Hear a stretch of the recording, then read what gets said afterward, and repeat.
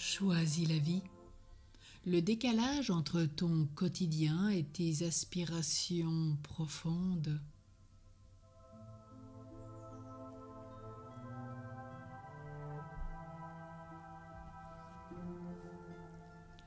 Au fur et à mesure que tu mets à jour ton enfant de Dieu, tes aspirations profondes, tu aspires à faire coïncider de plus en plus ta vie, la profondeur de ton être,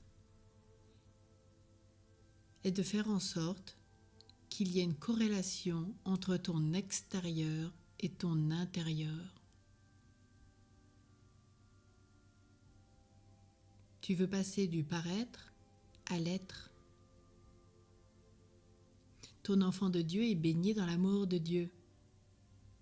Il veut par exemple rendre service, il veut faire du bien, il a des valeurs. Où en es-tu ? Sur quel plan y a-t-il plus de décalage entre tes aspirations profondes et ce que tu vis au quotidien ?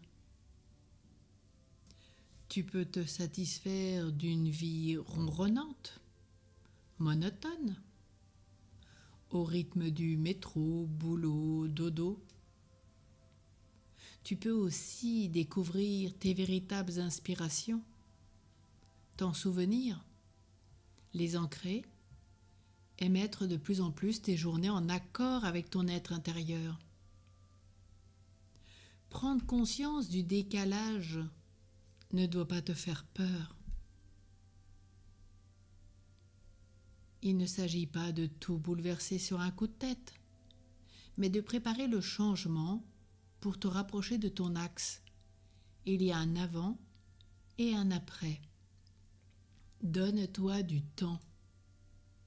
Peut-être as-tu entendu des phrases décourageantes comme « tu n'y arriveras pas »,« ce n'est pas le moment »,« tu ne sais pas faire »,« jamais tu gagneras ta vie avec ça » et tant de réflexions que vous pouvez ajouter.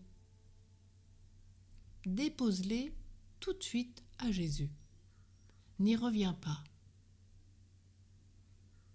Tes frères et tes sœurs ne savent pas ce que tu vis dans ton intériorité.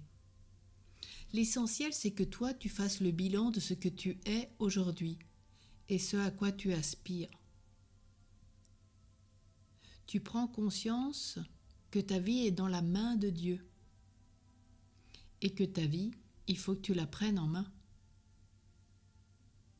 De ce fait, plus tu seras confiant et abandonné dans le Seigneur, plus tu prendras ta vie en main parce que personne ne peut le faire à ta place, plus elle correspondra à ce que tu es. Plus Dieu aussi pourra t'aider à réaliser sur tous les plans ce que tu es vraiment. Cela prendra du temps, cela passera par des étapes successives, comme cette maison, elle ne s'est pas rénovée en 1 heure. Il a fallu du temps pour lui redonner sa beauté originelle. Mais cela se fera. Alors toi, que décides-tu aujourd'hui ? Rester dans le paraître ou vivre dans l'être ? As-tu décidé de transformer tout ton être intérieur pour montrer véritablement ce que tu es ?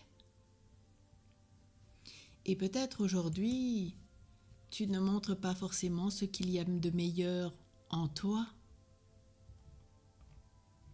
Peut-être es-tu à l'image de cette maison, triste, alors qu'en fait en toi il y a la joie que tu ne laisses plus rayonner. Ce qui implique que tu quittes tes pensées négatives, tous tes sentiments de perte, que tu n'acceptes plus ces paroles négatives sur ta vie. Mais fais rayonner la joie comme dans cette maison splendide après, où tu conserves des pensées positives, tu dis des paroles positives. Tu veux vivre ce bonheur que Dieu désire pour toi. Oui, bienheureux est l'homme qui marche selon les voies du Seigneur. C'est bien le psaume 1 où tu es invité au bonheur. Bienheureux es-tu. Et peut-être es-tu dans la colère aujourd'hui. à cause de sentiments d'injustice, de désir de réagir. Peut-être es-tu dans la peur permanente, toujours en train d'anticiper un danger, un sentiment d'insécurité qui n'existe pas. Peut-être vis-tu dans le dégoût, des rejets vis-à-vis d'une situation, d'un objet, d'une personne, ou dans la surprise, avec l'étonnement, la réaction à l'inattendu.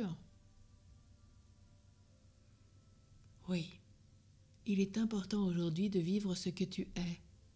Dépose toutes ces émotions qui sont naturelles à la base auprès du Seigneur, quoi qu'il t'arrive. Le Père est là pour t'écouter. Il écoute tes joies, tout ce que tu vis, tout ce que tu fais. Il désire ôter ton cœur de tristesse, de colère, ôter toutes ces peurs qui t'empêchent d'agir, tout ce dégoût qu'il y a en toi. Et il veut faire de toi un être surprenant. Le veux-tu ?